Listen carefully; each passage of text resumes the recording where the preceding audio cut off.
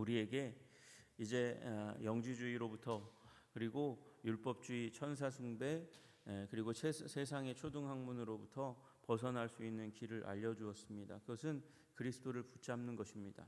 머리이신 그리스도를 붙잡는 것, 으뜸이신 그리스도를 붙잡는 것. 머리라는 말은 으뜸이라는 말과 다름이 아니고요. 으뜸이라는 말은 이제 피조물 가운데서 먼저 나신 자다 이렇게 얘기하는 부분 때문에 이렇게 그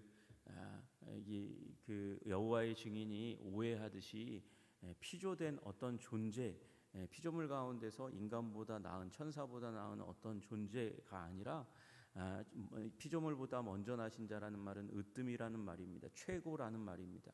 그분을 붙들어야 됩니다. 최고이신 그분을 붙들지 않고는 우리는 생명의 삶을 누릴 수 없다. 사도 바울은 그 부분을 굉장히 강력하게 얘기했고, 그리고 3장에 이르러서 사도 바울은 그리스도를 붙드는 방식에 대해서 얘기합니다.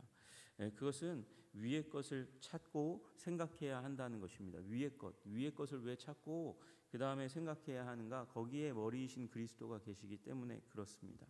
그리고 이 땅에 있는 지체를 죽여야 된다 그렇게 얘기합니다.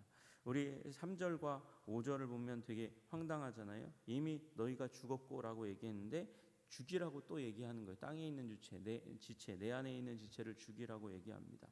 이건 하나님께서 이미 이루어 놓으신 일인데 또 그것이 우리 삶 가운데 우리의 현재적인 하나님 앞에서의 삶의 모습으로 취해지는 것이라고 이야기하는 것이죠.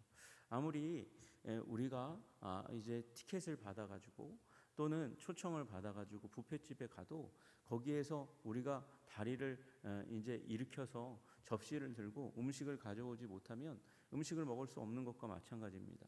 주님께서 우리에게 은혜를 주셔서 땅의 지체를 죽이는, 우리 안에 있는 우리의 옛 자아를 죽이는 은혜를 주셨음에도 불구하고 우리가 그것을 주장하지 않으면, 오늘의 삶 가운데 그것을 주장하지 않으면 땅에 있는 육체는 좀비와 같이 다시금 죽지 않는 좀비와 같이, 죽었으나 죽지 않은 존재처럼 우리를 계속해서 괴롭히고 힘들게 하고 어렵게 하고 우리를 지옥의 그 입구로 끌고 가는 일이 일어나게 된다고 얘기하는 것이죠. 그래서 땅에 있는 지체를 죽여야 된다라고 얘기합니다. 그리고 또 하나 벗어버려야 된다 이렇게 얘기합니다. 너희가 이 모든 것을 벗어버려라. 옷을 벗듯이, 옛 옷을 벗듯이 진창에서 놀고 그 뒹굴고 그리고 더럽혀진 옷을 가지고 집 안으로 들어오면 집안이 더럽히게 되듯이, 그래서 어머니 아버지가 그것을 발견하면 반드시 그 진창에서 뒹군 옷을 벗기듯이 옷을 벗어버려야 됩니다. 그 옷이 무엇인가? 그것을 8절과 이제 8절에서 얘기하셨습니다. 그리고 그 부분이 다른 것이 아니라 분냄과 노여움과 악의와 비방과 너희 입에 부끄러운 말이라 그렇게 이야기하고 있습니다. 그래서 악한 성품과 말이라는 거예요. 성품과 말, 분함과 노여움과 악의는 성품에 해당하는 것입니다. 그리고 비방과 입에 부끄러운 말, 이것은 말의 언어에 해당하는 것입니다. 그리고 땅에 있는 지체에 대한 부분은 우리의 육체의 욕망에 대한 부분들을 얘기하고 있고, 그 육체의 욕망, 음란과 부정과 사욕과 악한 정욕, 그리고 그 이 네 가지 육체의 정욕을 발생시키는 그 근원에는, 센터에는 탐심 곧 우상숭배가 있다. 사도 바울은 이 얘기를 했습니다. 그리고 또 하나, 이제 이 모든 것들이 그 근거에 차지하지만 또 하나 결정적으로 이 옛 자아에 속하고, 그리고 우리를 쉽게 더럽혀서 그래서 오염시키는 한 가지 부분을 따로 띄어서 놓습니다. 그것은 거짓말입니다. 거짓말을 하지 말라. 사도 바울은 그렇게 얘기하고 있습니다. 왜 거짓말을 하지 말아야 됩니까? 우리 하나님은 진리에 속한 분이기 때문에, 그리고 거짓으로부터 멀리 있는 분이기 때문에 그렇습니다. 우리 예수님 말씀하셨습니다. 내가 곧 길이요 진리요 생명이다 이렇게 말씀하셨어요. 여러분, 진리를 수호해야 길이 열리고 그리고 생명이 얻어지는 것입니다. 새 생명의 삶이 누려지는 것입니다. 그리고 예수님이 바로 길이요 진리요 생명입니다. 그래서 우리는 거짓과는 멀어져야 합니다. 이것으로 멀어지지 않고는 나로 말미암지 않고 예수님으로 말미암을 수 없고, 예수님으로 말미암지 않고는 아버지께로 올 자가 없느니라. 하나님께로 가까이 가는 삶을 살아갈 수 없기 때문에 그렇습니다. 그래서 거짓을 버리시는 삶을 버려야 된다. 거짓의 삶을 버려야 된다. 진리를 추구해야 된다. 그렇게 말씀하십니다. 또 하나, 거짓은 믿음을 깨뜨리기 때문에 그렇습니다. 거짓이 있는 곳에 믿음은 깨어집니다. 배우자가 자꾸 거짓말하면 가정은 깨어질 수밖에 없습니다. 회사에서 거짓말 누군가가 계속해서 하게 되면 팀은 깨질 수밖에 없습니다. 교회도 마찬가지입니다. 교회 가운데, 교회는 어떤 공동체입니까? 하나님을 믿는 믿음의 공동체고, 그리고 서로 지체를 믿는 믿음의 공동체입니다. 그 가운데서 거짓말이 계속되면 그러면 갈등이 계속해서 증폭될 수밖에 없고, 깨어지는 관계는 더욱 강화될 수밖에 없습니다. 그래서 사도 바울은 공동체를 깨뜨리는 가장 중요한 영향력 중에 하나가 바로 거짓말이라고 보고 있는 것이죠. 그래서 사도 바울은 거짓말을 벗어버리라고 말씀하십니다. 그 거짓말을 벗어버리는 것, 그 위에 부분들과 더불어서 거짓말을 하지 마는 것이 옛사람과 그 행위를 벗어버리는 것이라고 말씀하고 있습니다. 여러분, 우리 입술에서 거짓말을 버리시기를 주님의 이름으로 축복합니다. 여러분, 거짓말은 그 가운데서 여러 가지 진리를 포함하지 않는 부분이 거짓말입니다. 완전히 100% 거짓말하는 사람이 어디 있겠습니까? 여러분, 사기꾼도 거짓말을 그런 식으로 하지 않습니다. 완전히 100% 자기의 말 다 거짓말로 완전히 도배하는 방식으로는 사람이 속아 넘어가지 않기 때문에 그래요. 그래서 진실 가운데 거짓말을 숨겨놓는 겁니다. 진실 가운데 거짓말을 숨겨놓아야 그 거짓말이 효과가 100배 일어나는 것이죠. 여러분, 사기꾼들이 잘 해줍니다. 행동이 굉장히 선하고 아름답고 좋습니다. 마음에 들게 그렇게 거짓말하죠. 사기꾼은 그런 방식으로 찾아와가지고 거기에다가 아주 중요한 부분 한 부분만 거짓말을 딱 심어놓고 그걸로 제낍니다. 그래서 거짓말은 뒤집기와 같아요. 씨름 기술의 가장 통쾌한 기술 중에 하나, 그리고 당하는 사람에게 있어서 가장 수치스러운 것이 바로 뒤집기 아닙니까? 넘어가는 것 같았는데, 넘긴 것 같았는데 내가 넘어갔어요. 그게 바로 거짓말입니다. 여러분, 거짓말을 버려야 공동체 가운데 억울함이 없는 것입니다. 사람들의 인생 가운데 억울함이 없는 것입니다. 여러분, 거짓말을 벗어버리는 일을 우리 삶 가운데 행하라고 말씀하시는 사도 바울의 말씀 앞에 우리 겸손하게, 주님, 혹시 내 안에 거짓의 패턴이 있습니까? 버리게 하여 주시옵소서. 그렇게 여러분 고백하시는 여러분들 되시기를 주님의 이름으로 축복합니다. 여러분, 스카펙이 쓴 이 책 중에 하나, 유명한 책 중에 하나, 베스트셀러 중에 하나가 거짓의 사람들입니다. 스카펙이라는 이 심리학자는 굉장히 관심이 많았던 분야가 이 사람들의 관계를 파괴시키는 나르시시즘에 빠진 사람에 대한 연구가 굉장히 깊이 이루어졌는데, 여러분, 그 나르시시스트의 가장 중요한 특징 중에 하나가 거짓이라는 거예요. 그래서 그 책의 제목을 거짓의 사람들이라고 지은 것이죠. 여러분, 거짓은 생각보다 큰 피해를 우리 인생 가운데 끼치게 됩니다. 그것을 버려야 우리는 새 사람을 입을 수 있다. 사도 바울은 그렇게 얘기하는 것이죠. 그래서 너희는 서로 거짓을 하지 말라. 옛사람을 벗어버리고 그 행위를 벗어버리라 얘기하고 있습니다. 왜 그렇습니까? 우리가 이미 새 사람을 입었다는 것입니다. 새 사람을 입었으니까. 여러분, 저는 이 새 사람을 입는 부분이 과정이라고 생각합니다. 과정이라고 믿습니다. 여러분, 여기 지체를 죽이라는 이 일도 한번 하나님께서 우리들 가운데 십자가에서 이루신 일이지만, 우리는 계속해서 날마다 우리의 심령 가운데 일어나는 땅에 있는 지체를 죽여야 합니다. 정과 욕심을 날마다 죽여야 됩니다. 그래서 사도 바울이 나는 날마다 죽노라라고 고백했던 거죠. 그리고 여기 옷도 마찬가지입니다. 옷이라는 것은 깨끗한 옷인데, 새 옷인데 입으면 더러워집니다. 그래서 옷을 깨끗하게 살려면 계속해서 갈아입을 수밖에 없습니다. 갈아입어야 합니다. 여기 마찬가지입니다. 새 사람을 입었으니 예수 그리스도로 말미암아 우리는 우리의 본성이 변화되었습니다. 옛자가 죽고 그리고 새 사람이 내 안에 자리 잡혔습니다. 그러나 그 새 사람을 또 날마다 하나님의 은혜 가운데서 빨아서 새 옷을 입어야 하는 것입니다. 새 옷을 빨아서 입어야 하는 것입니다. 여러분, 새 옷 입으시는 여러분들 되시기를 주님의 이름으로 축복합니다. 여러분, 옛사람은 옛 본성이었습니다. 예수님 알기 전에, 그리스도를 알기 전에 우리 인간이 죄의 노예되어서 땅에 속했다는 말은 땅의 욕망, 땅의 문제에 의해 매였다는 것입니다. 그래서 땅의 것만 생각하는 사람들, 그래서 결국에는 땅이 어떻게 끝납니까? 죽음으로 끝나니까 소망 없는 사람일 수밖에 없었습니다. 옛 본성의 사람, 땅에 속한 사람은 그런 결말밖에 없는 거죠. 그러나 우리는 예수 그리스도로 말미암아 새 사람을 입었습니다. 이제 더 이상 죄의 종이 아닙니다. 죄에서 해방되어 자유인이 되었습니다. 그리고 우리의 마음과 생각도 땅이 아니라 하늘에 고정될 수 있게 되었습니다. 그것이 우리가 새 사람을 입었다는 것입니다. 그러니까 우리의 시선은 하늘을 바라봐야 하는 것이죠. 하늘의 소망을 바라봐야 하는 것입니다.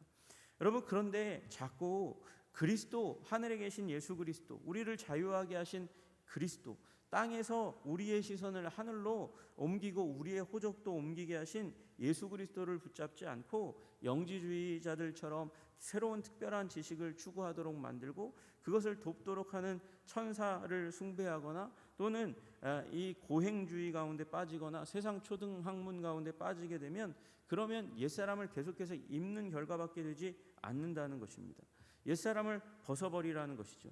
옛사람을 벗는데 옛사람을 벗어버리는 부분에서 이 새 사람을 입어야 되는데 이 새 사람은 패션이 있습니다. 거기에 유행이 있습니다.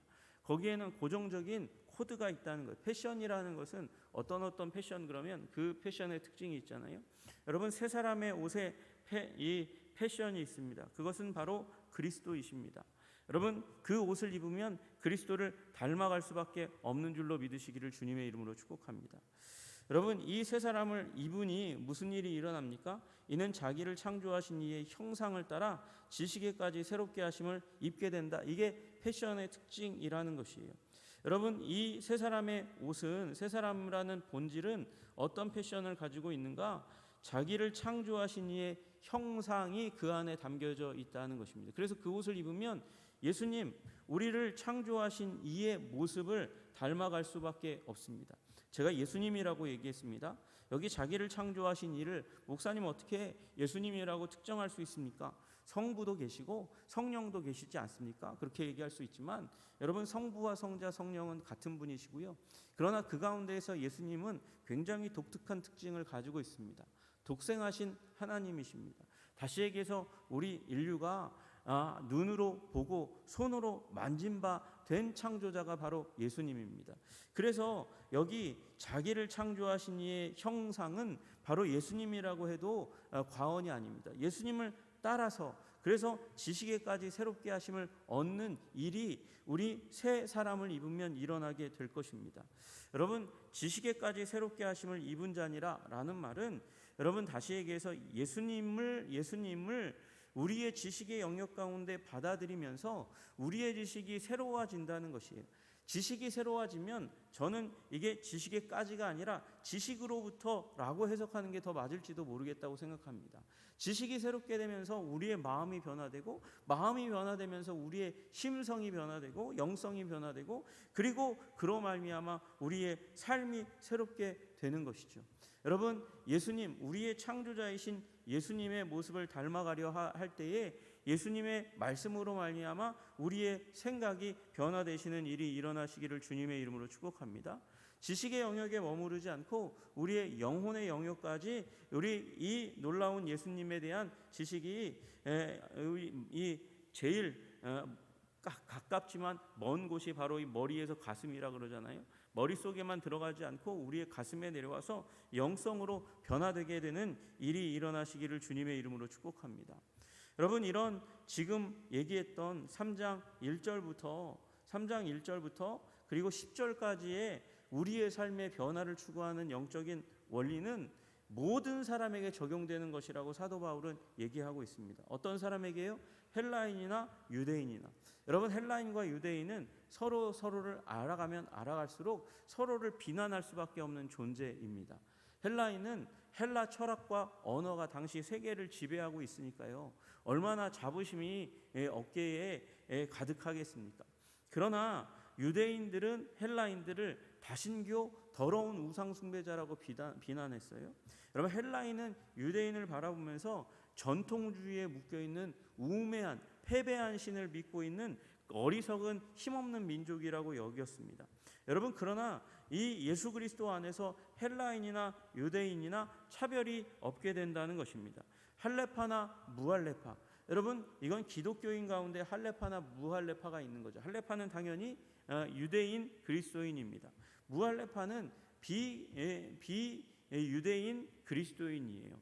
여러분, 이방인들이 이 예수님 오시기 직전까지 유대교에 굉장히 많은 관심을 가지고 있었습니다.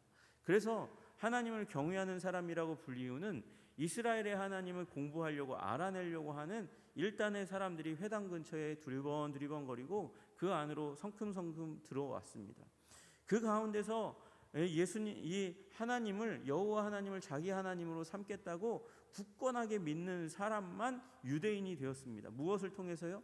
할례 의식을 통해서 유대인이 되었습니다. 이 할레파나 무할레파. 근데 예수님이 오시면서 하나님을 믿는데, 여호와 하나님을 믿는데 이제 할례는 필요 없다고 말하니까 이방인들이 많이 물밀듯이 쫙 들어왔어요. 그래서 교회가 유대파, 유대인 그리스도인과 그 다음에 비유대인 그리스도인으로 가득 차가지고 서로의 문화가 다르니까, 언어가 다르니까 서로 다른 그룹을 형성하고 차별하는 일이 있었어요. 이게 어디서부터요? 예루살렘 교회부터 이런 일이 일어났잖아요. 힘든 일이에요. 어려운 일이에요. 거기에다가 사도 바울은 여기에다가 아주 유머 코드를 집어넣어서 얘기합니다. 야만인이나 수구디아인이나 이렇게 얘기합니다. 야만인은 영어로 바바리안이라고 되어 있어요. 바바리안은 말을 할 때에 와자가 많이 들어간다는 거예요. 지금으로 따지면 게르만족 사람들입니다. 프랑스, 독일 사람들이에요. 복스바겐 그러면 와가 많이 들어가잖아요. 봉수르 그러면 프랑스 말이지만 거기에도 와가 많이 들어가잖아요. 그런데 그런 말을 하는 걸 이탈리아 사람들이 보게 될 때, 유대인이 보게 될 때, 그 당시는 로마 제국 바뀌니까 무식한 사람들, 야만인 동물과 같은 사람이라고 여겼어요. 여러분, 수구디아인도 다른 사람들이 아닙니다. 수구디아인도 이 사람들 굉장히 무식하고 그리고 굉장히 짐승과 같은 사람이어가지고 노예로밖에는, 가축보다 조금 나니까 노예로밖에는 부릴 수 없는 사람이라고 얘기했던 사람들이 바로 수구디아인입니다. 그런데 야만인 가운데서 수구디아인이 속해 있는 것 같을 텐데 이 바바리안과 수구디아인이 서로를 차별하는 일이 일어났다는 거예요. 여러분, 그러나 바울은 얘기하는 거예요. 예수 그리스도로 말미암아 지식에까지 새롭게 하심을 입은 자들은 이런 차별도 필요 없는 거야. 종이나 자유인, 이 당시에 사람들을 구분하는 아주 기본적인 그런 요인 중에 하나는 남자와 여자를 나누듯이 종과 자유자를 나누는 것이었습니다. 그러나 우리 지식에까지 새로 구심을 받은 자들에게는 이런 모든 차별이 다 필요 없다고 얘기하는 거죠. 왜요? 예수님이 모든 것이기 때문에 그렇습니다. 예수님이 만유이다라는 말은 예수님이 모든 것이라는 거예요. 우리 삶이 변화되고 영적으로 혁명이 일어나 하나님의 자녀되는데 유일한 이유가 있다면 그건 예수님이에요. 왜? 예수님이 모든 것이기 때문에 그래요. 예수님 안에 영지가 있습니다. 구원에 이르는 영적인 지식이 거기에 있습니다. 예수님이 우리 안에 있으면 금욕할 수 있습니다. 욕망을 몰아낼 수 있는 능력이 임할 줄로 믿으시기를 주님의 이름으로 축복합니다. 여러분, 예수님이 우리 안에 있으면 세상을 이해하는 거예요. 세상을 이해할 수 있는 안목이 펼쳐집니다. 왜? 예수님이 모든 것이기 때문에 그렇습니다. 그러니까 예수님이 모든 것이니까 아무리 무식한 바바리아인이나 스구디아인도 변화되는 거예요. 새롭게 될 수 있는 거예요. 영적인 혁명과 삶의 혁명이 일어날 수 있다고 얘기하는 거죠. 헬라인, 유대인의 그 차별이 무색할 만큼, 서로를 비난하는 그 비난이 무색할 만큼 예수님이 들어오면 유대인도 완전한 혁명 가운데 변화될 수 있고, 그리고 여기 헬라인들도 세계적인 그런 지식인이라고 얘기하는 헬라인도 얼마나 자신들이 무식한지 깨닫고 겸손하게 되고 예수 그리스도로 말미암아 영적인 혁명이 일어날 수 있다고 말씀하시는 것이죠. 그리고 모든 것 안에 계신 그리스도께서 우리 안에 계셔서 우리를 뒤집어 엎으시는 놀라운 일을 할 수 있으니까 그 존재가 아무리 미약한 종이라 할지라도 수구디아인이라 할지라도 그 예수님이 안에 있으면 영적인 혁명은 반드시 일어나게 되는 줄로 믿으시기를 주님의 이름으로 축복합니다. 예수님이십니다. 예수님이 삶의 변화입니다. 예수님이 발전소이십니다. 예수님이 권능이십니다. 예수님으로 말미암아 우리 삶에 혁명이 일어나는 놀라운 은혜를 누리시는 여러분과 제가 되기를 주님의 이름으로 축복합니다. 예수님을 붙잡는, 오늘도 예수님을 굳게 붙잡는 여러분과 제가 되시기를 주님의 이름으로 축복합니다. 기도하겠습니다. 하나님 아버지, 감사합니다. 우리 하나님 옛사람을 벗어버리는 놀라운 능력, 우리 땅에 속한 지체를 죽이는 능력, 그리고 위의 것을 생각하고 추구하는 능력, 그 모든 능력의 핵심은 예수님이십니다. 예수님을 붙잡고 모든 사악한 것을 몰아내는 하나님의 사람이 될 수 있도록 주님 도와주시옵소서. 예수 그리스도를 닮아가는 우리들이 다 될 수 있도록 주님 은혜 내려 주시옵소서. 예수님 이름 받들어 기도드리옵나이다. 아멘.